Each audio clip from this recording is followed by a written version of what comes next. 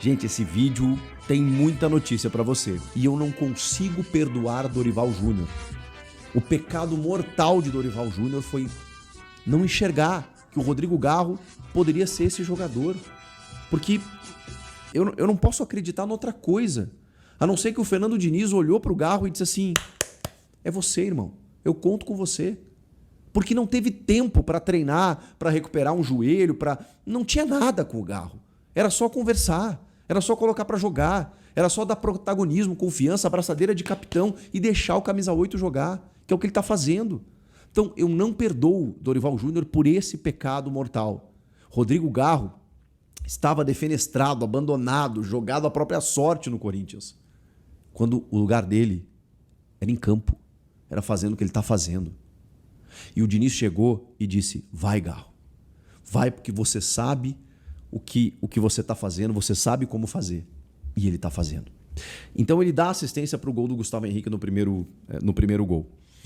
E aí tem o segundo gol que eu já citei aqui do Jesse Lingard. Mas, afora isso, o Corinthians criou em profusão lances de ataque no primeiro tempo para estar vencendo por 2, 3, 4-0. O André perde um gol, inclusive, que a bola vai na trave, depois de uma outra cobrança de escanteio do Garro, cabeçada do Ranieri, e o André chega livre para marcar. Mas assim, chegando com o Mateuzinho pelo lado direito, com o Matheus Bidu pelo lado esquerdo, os laterais aqui, ó, apoiando. Cara, era um amasso, que o Peñarol não via a cor da bola. Mas mais do que isso, a maneira como o Corinthians chegava era aqui, ó. Tum, tum, tum, não tá mais comigo, toques rápidos, triangulações, jogadores aproximados. Sabe, a sensação que eu tinha é que num triângulo de 3 jogadores envolvendo os jogadores do Peñarol, os caras jogavam bobinho. Tum, tum, tum, tum, tum, tum. E o gol do Lingard é muito toque rápido de ultrapassagem, já de um entrosamento entre eles. Porque, claro, o Diniz optou por uma base de time e a ele dá sequência, quando possível, evidentemente. O Breno Bidon, que eu citei nos últimos jogos, estava fazendo um trabalho mais sujo, mais sacrificado para que o Rodrigo Garro pudesse brilhar. Parou, tá? Esse jogo contra o Peñarol, o Bidon subiu um degrau. Ele foi um grande parceiro do Garro na meia armação. Por quê? Porque o Corinthians foi tão dominante no jogo em que a bola passou muito pelos pés dos jogadores do Corinthians. E o Garro e o Bidon, eles se somaram a uma meia armação que funcionou demais. E com isso, o Corinthians tinha muito volume de jogo, porque são 2 jogadores muito técnicos, em que a bola passa muito por eles. O Peñarol tentou marcar com faltas em alguns momentos, mas, cara, eles são muito rápidos para jogar. Mas aí eu preciso falar de outro cara que muitas vezes não foi só um lateral, foi um meia caindo por dentro, foi um cara que combinava jogada, foi um cara com recurso técnico que, de novo, alô Ancelotti, Douglas Santos do Zenit, Alexandro do Flamengo, Matheus Bidu está jogando o fino, quer você queira ou não. Se você tem preconceito, bom, o problema é seu. O que Matheus Bidu está jogando faz dele, tecnicamente, um dos melhores, se não o melhor da posição no Brasil. Sem preconceito, gente. Sem preconceito. Assista aos jogos e perceba como taticamente ele preenche, ele cumpre todas as funções pelo lado do campo. Tecnicamente, ele está acima da média. O gol que ele faz contra o Vasco, o jogo que ele fez hoje contra o Peñarol, um jogo de Libertadores. Ranieri, que sustentação para o meio-campo. Voltou a jogar aquele futebol que a gente conhece do Ranieri, de um primeiro homem ali, xerifão, que tem saída de bola, que evoluiu também tecnicamente, que está com confiança.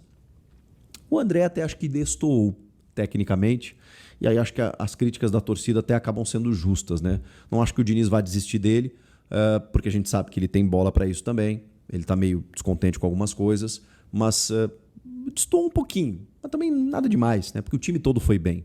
Gabriel Paulista e Gustavo Henrique, fantásticos, os laterais muito bem. O Hugo pouco trabalhou, quando a bola chegou, seguro como sempre.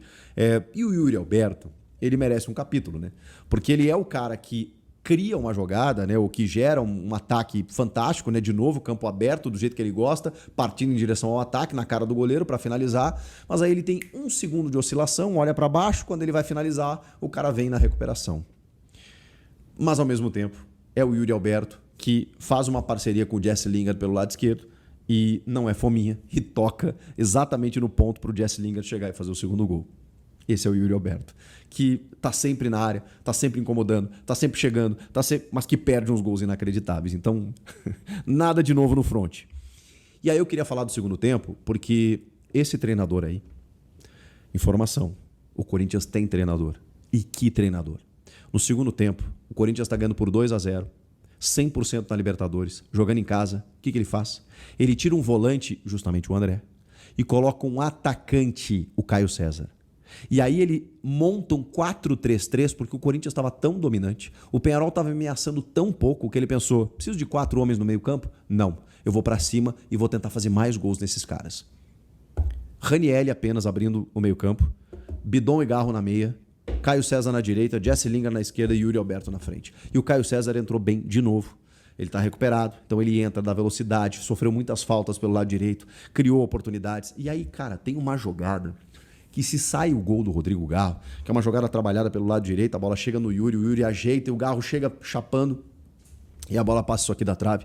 Se sai aquele gol, o torcedor paga ingresso, sai do campo, volta, paga ingresso de novo e volta para o estádio, porque seria um gol espetacular e é isso que eu estou dizendo para vocês. O time do Corinthians, do Fernando Diniz, ele tem isso. Ele cria jogadas que você faz assim... Meu Deus, que jogada, que toque de calcanhar, toque de letra, toques aproximados, jogadores tabelando. Há quanto tempo a gente não via isso, gente? Olha para o futebol brasileiro. Você tá vendo esse tipo de coisa? Eu não estou dizendo aqui que o Corinthians está jogando o melhor futebol do mundo, mas, cara, tá bonito de ver. E isso é trabalho. Aliás, sem tempo para trabalhar. O Diniz conseguiu isso com 4 dias que ele teve, do domingo para quinta-feira. Porque foi o único período um pouco maior que ele teve de treino, sendo que teve folga na segunda. O Diniz está posicionando os caras no vídeo, está na conversa e está botando eles no campo na véspera do jogo. E a gente já vê uma diferença absurda. Porque o Dorival Júnior, que é o antecessor, não tem como não falar dele, ele é o estigma, né, rotulado, né, do feijão com arroz, que até acho um pouco injusto com ele. Mas, cara, como é que eu vou fugir disso? Ele é super competente, ele tem títulos conquistados, ele tem um currículo maravilhoso, mas em termos de jogo jogado, ele tem um limite. E o Diniz é sem limites para sonhar. Porque hoje o que eu vejo no torcedor do Corinthians é isso. É uma capacidade de sonhar, é de olhar para esse time na Libertadores e falar, cara, pode ser que aí tem alguma coisa maior. Esse elenco, ele é bom, ele é caro, inclusive. Ele não podia estar jogando tão pouco, porque ele tem jogadores bons, mas a gente precisa encaixar o jeito de jogar. E cara, eu não posso dizer que foi contra o fraco Peñarol, como alguém possa afirmar, porque não é só na Libertadores. É no Campeonato Brasileiro, é na Copa do Brasil, são em 7 jogos em 3 competições diferentes em que ele não toma gol. É contra um Palmeiras, que ele não toma gol com 2 jogadores a menos. Então, assim, não é ocasional. Não é um jogo apenas. Eu estou analisando esse jogo. Mas esse jogo talvez tenha sido a consolidação de uma realidade que, está acontecendo. Queiramos enxergar ou não. Não dá para mascarar a realidade, gente. Eu não tenho como prever o futuro. E eu tenho como parâmetro apenas esses 7 jogos, que não são jogos ruins de adversários frágeis. Pelo contrário. Era um Vasco em recuperação, é um derby em casa. E nesses 2 jogos, inclusive, com jogadores a menos, em que o Corinthians soube se defender e não tomou gol e não perdeu os jogos. É numa Libertadores sempre difícil, complicada. Vejam o Palmeiras e o Flamengo. Como é que eles estão na Libertadores nessa primeira fase? Independentemente se os adversários são mais frágeis, ou mais fortes, ou mais fracos, ou estão jogando mais fora de casa do que dentro, olhem a campanha. E olhem o que o Corinthians está fazendo. Em termos de números e desempenho, jeito de jogar, eu estou absolutamente encantado com o time de Fernando Diniz, que parece que realmente esperou a vida inteira por isso, para chegar num Corinthians que tem a loucura no seu DNA. E era tudo que o Diniz queria, ser um pouquinho mais louco do que ele já é, mas sem ser desequilibrado, sem deixar de ter resguardo. porque hoje ele está muito mais amadurecido. Então, é um Diniz louco, mas seguro, consistente, sólido, que não joga para salvar o seu emprego, nunca fez isso na vida. Joga porque gosta do jogo, e gosta do jogo bem jogado. E o que estamos vendo é um Corinthians jogando um futebol bem jogado, consistente, com resultado e permitindo que o torcedor sonhe, almeje, crie, tenha expectativa. E o que é o futebol se não isso? Há quanto tempo, torcedor, você não se sentia assim? Com expectativas que podem ser frustradas ou não, mas elas foram criadas. Porque o Fernando Diniz conseguiu isso em pouquíssimo tempo. Um jogo vistoso, gostoso de assistir e eficiente. Deixa a sua opinião nos comentários que eu quero saber e bora continuar que tem mais informação quente do Timão. Vamos falar de reforços, né? Aí que pega, né, velho? Por que pega?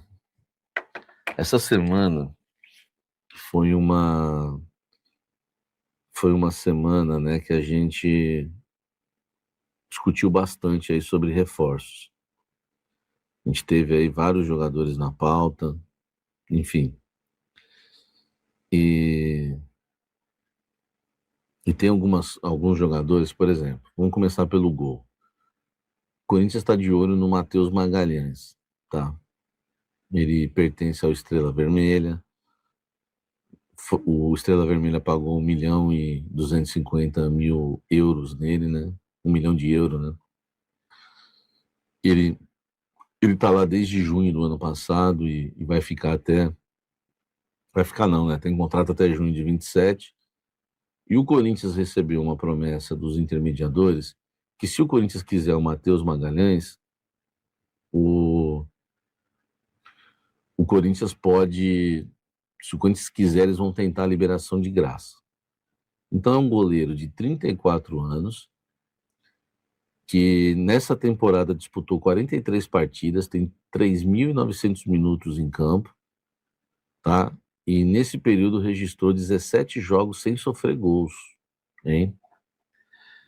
E sofreu 37 gols, tá? É um goleiro que interessa por quê? Porque o Corinthians trabalha com a ideia de perder o Hugo. Eu já falei isso para vocês essa semana, eu vou fazer um pente fino de que foi falado na semana e vocês vão perguntando para mim o que eu posso esquecer, né? Que eu possa esquecer, tá? Vamos lá. Só para a gente entender. O Corinthians, ele entende que o Hugo, né, os clubes que fizeram proposta para o Hugo estão sustentando as propostas. E talvez não dê para segurar o Hugo. Mas mesmo que o Hugo permaneça, o Corinthians agrada a ideia do Corinthians ter ainda um goleiro experiente, mesmo o Cauê, né, indo bem no gol. Que está indo bem, eu acho que se o Hugo permanecer, eu não contrataria mais um goleiro, tá? Mas se o Hugo for deixar o Corinthians, eu acho interessante o Matheus Magalhães, beleza? Ponto. O Corinthians tem também, né, um goleiro do Fortaleza, que seria para o Sub-20, que o Corinthians está em negociação avançada, né, que é pro Sub-20, não é o João Ricardo, tá? Não é o João Ricardo, é o goleiro Ricardo Schutz. Ricardo Schutz porque ele chuta, né? Então ele é Schutz. Ricardo Schutz, de 18 anos, é um goleiro que o Corinthians está negociando. O Corinthians ia ficar com 95% dos direitos dele e 5% iam ficar para uma empresa. Só que essa empresa está pedindo 10% numa futura venda. Então, se o Corinthians vender o Ricardo Schutz, o Corinthians tem que pagar 10% para essa empresa. E aí o Corinthians foi e travou o negócio. E as fontes no Corinthians me ligaram, né? Eu entendi ali que é de interesse que isso vaze, porque eles não vão fechar o negócio, tá? Eles não vão fechar o negócio. E eu acho que isso tem que acabar no futebol. Isso tem que acabar. Esse negócio de ficar 10%, o cara é vendido eternamente, esses caras vão ficar ganhando 10%. Cara, eu não sei quem está querendo pegar esses 10%, que empresa é essa, mas eu senti assim que o Corinthians não quer fazer parte de um negócio que não, sabe, que o Corinthians não concorda, tá bom? Então, esses são os goleiros, tá? Fora isso, tem os atacantes, o Gabriel Strefeza, o jogador que está no Parma da Itália até o meio do ano, mas pertence ao Olympiacos, tá? O Gabriel Strefeza tem 29 anos, é um jogador que não pertence ao Parma, mas está emprestado até o meio do ano, e a ideia do Corinthians é contratar o Gabriel Strefeza por empréstimo. Eu acho que se for um salário, for um salário baixo, se for um salário baixo e o jogador for contratado por empréstimo gratuito, eu acho que vale a aposta. Eu acho que vale a aposta. É um jogador que está no Parma, já está na Europa há um bom tempo, né? Passou pela base do Corinthians, passou pelo Lecce, passou pelo Olympiacos, Parma, enfim. E o empréstimo dele vence agora no meio do ano, tá? Já o contrato com o Olympiacos vai até 29, né? Junho de 29. Cara, esse é um nome que não sei se você pensa como eu. O Strefasa me agrada mais do que o próprio o Risoli, tá? O Gabriel Strefasa, de 29 anos, me agrada mais do que o próprio Bissoli, né? Ele tá lá na Tailândia, enfim, né? Ex-São Paulo, né? Então tá aí, ó, o atacante Guilherme Bissoli, né? Que tá no radar do Corinthians. Ele tá jogando no Buriram United, da Tailândia. Tem muitos gols lá, tem muitos gols lá. Na última temporada foi o brasileiro com mais gols no mundo, né? Marcou 43 vezes em 59 jogos. E em 2026 mantém o desempenho elevado, né? Já são 34 gols em 39 partidas. Então ele é natural de Jaú, interior de São Paulo, terra do Seu Jorge, do Wilson Mano. Foi formado nas categorias de base do São Paulo, Dorival gostava dele. E o Dorival, inclusive, levou ele para o Atlético Paranaense, né? No Atlético Paranaense ele marcou 9 gols em 31 jogos. Depois teve empréstimos para Cruzeiro e Avaí, não foi muito bem. Passou pelo Ceará também e está lá na Tailândia marcando gol adoidado. Cara, o Dorival não deixou o Corinthians contratar para ninguém acusar o Dorival de conflito de interesse, porque o Edson Codor, que é o empresário do Dorival, é o empresário do Bissoli. E aí o Marcelo Paes lembrou, falou, opa, podemos trazer o Bissoli agora, o Dorival não está mais aí. Então esse é o nome do Marcelo Paes, o Bissoli, tá? Eu prefiro o Streveza, mas enfim, os jogadores que o Corinthians vai contratar, por enquanto, nesse nível, né, gente? Por enquanto, nesse nível. Esqueci algum nome, gente? Falei 2 goleiros, falei o Streveza, falei o Bissoli, Victor Sá. Cara, o salário do Victor Sá é 1 milhão. Esquece, eu não traria. Eu não traria. Eu critiquei, hein, o salário do Vitinho. No dia da contratação, eu falei que era loucura. Então, assim, eu acho que a gente tem que ter uma coerência. Se não for renovar com o Memphis por 1,5 milhão, o patrocinador tá pagando metade. Aí o amigo aí que eu tava discutindo, aí ele vai ter razão. Presta atenção no que eu vou falar. O Devino fala, o Vitor Sá é bom, mas não vale 1 milhão. Mas não vale 1 milhão. Tá? Preste atenção. Eu acho que a gente tem que ter um pouco de coerência. Se o patrocinador pagar metade do salário do Memphis, vamos supor que o Corinthians tem que pagar entre 2 e 3 milhões. O Corinthians não quer pagar 2 milhões para o Memphis ou 1,5 milhão para o Memphis. Aí traz o Victor Sá por 1 milhão. Aí não dá, né? Aí é incoerente.